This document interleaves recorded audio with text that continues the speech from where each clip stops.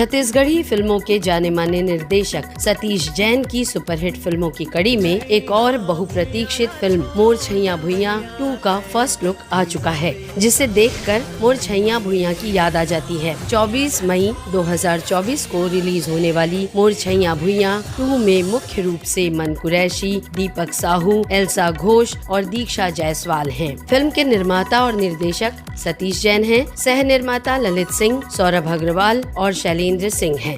गीत सतीश जैन और गिरवर दास मानिकपुरी ने लिखे हैं। मोर छैया भुइयां 2 को लेकर सभी को बेसब्री से इंतजार है, क्योंकि सतीश जैन ही ऐसे डायरेक्टर हैं जिनकी फिल्में दर्शक खूब पसंद करते हैं और उन्हें सिनेमा घर में फिल्म देखकर अच्छा भी लगता है, क्योंकि सतीश जैन ने अब तक जितनी भी फिल्में बनाई हैं सभी को दर्शकों का भरपूर प्यार मिला है। उम्मीद की जा रही है कि मोर छैया भुइयां 2 अपेक्षा से और अधिक पसंद की जाएगी।